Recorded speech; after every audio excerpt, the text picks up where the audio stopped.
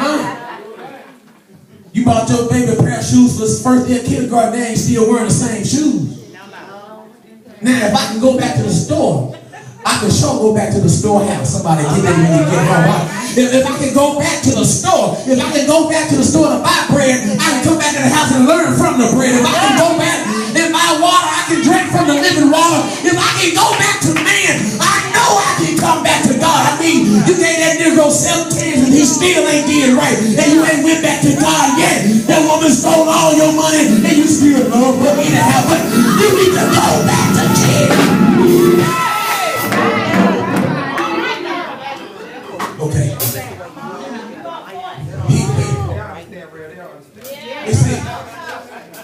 We see the leaving of the relation in verse 15. And he left, but then he came back. But let's look at something that's kind of weird. Let's look at the lunch of the relation. Look at verse 17.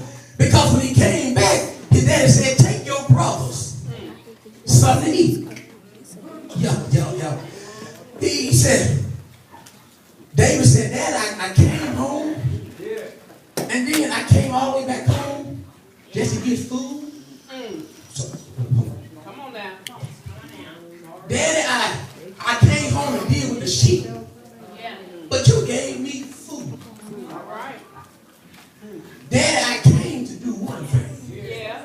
But now when I got home to do what I thought I was supposed to do, you gave me a different task. Oh, help me in this house. See, David said, Daddy, all I know how to do is tend to the sheep. And I came home to do all I knew how to do, and you mess around and gave me a new mission. Ain't that like some of us, all we know how to do is sing in the choir. All we know how to do is preach a little sermon. All we know how to do is play a yes, but all we know how to do is stand on the back door. But have you ever tried to go back and say, God, is there anything else?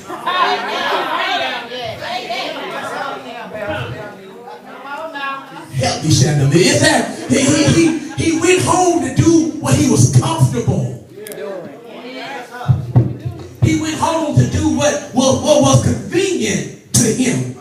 But when he got home, Daddy said that convenient won't do it this time. He said, I got a new job I want you to do. He said, get this food and go feed the brother. God is saying your convenience won't get it this time. He said, but come to the house and get some food to go feed the brother. I ain't talking about the cheese that the text is talking about, but he said, come get some food. Everybody in your house starving. You cooking every day because you're not giving them food. Everybody on your job is malnourished and you bringing the lunch, but you missing the real meal. He said, take them food. All right now. He said, we see the lunch. He said, take them food. Yes, Lord.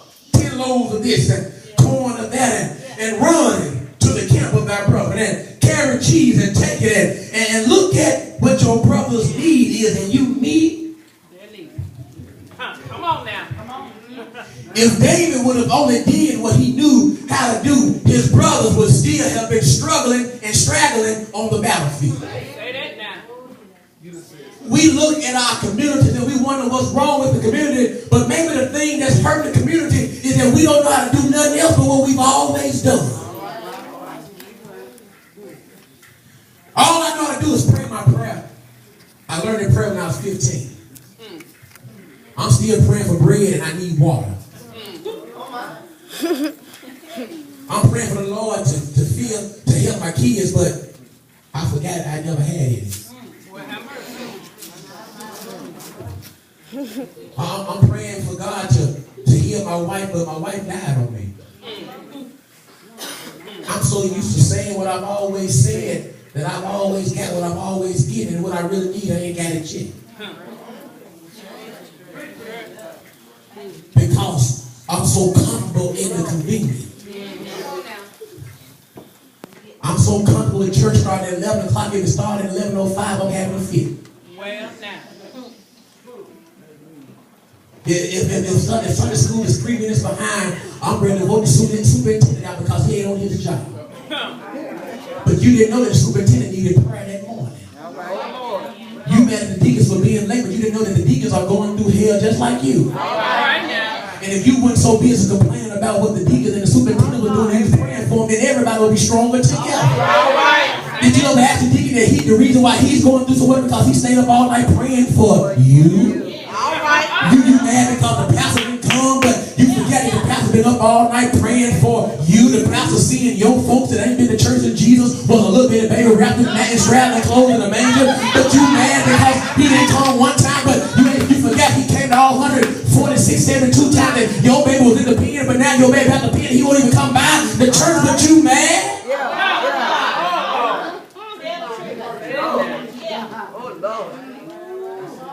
It's time to give this world what it really needs. And that's a lunch. The world needs to eat. Stop making beans and bread and pass it out and start passing out the word. Tell somebody the neighbor it's time to eat. I got to know somebody looking at me like who did it and what for, but that's all right in that house. So after the lunch we see in verse 22 that David leaves again. He leaves because he said when he got down there, the text said that he left his carriage. First time he left because he wasn't ready. Second time he went because he had too much. First time he left because he didn't have enough. This time he left it because he had. Somebody gonna get this in a minute. Just because God blesses you in your seasons of nothing don't mean that everything he gives you, you got to use it every time. Somebody said something pure. That just went straight over somebody.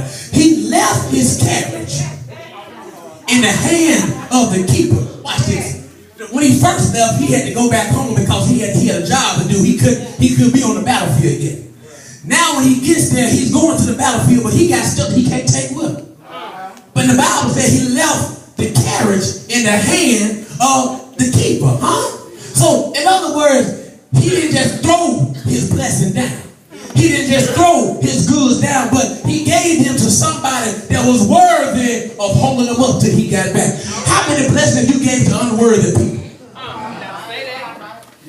Y'all ain't got to be quiet. You know what I'm saying, man. How many times have you put your prayer life gave it to somebody that didn't even pray? How many times have you given your song, your testimony to somebody that laughed in your face? How many times have you went fed some folks that said, I wish they would have cooked fried chicken instead of baked chicken? How many times have you gave clothes to somebody that didn't have nothing and they said, these old ragged clothes, they could have kept them? How many times have you given what you had to somebody that wasn't worthy?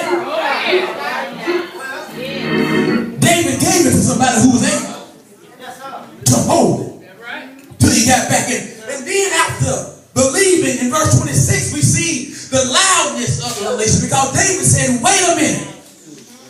Something wrong with this picture. David said, what shall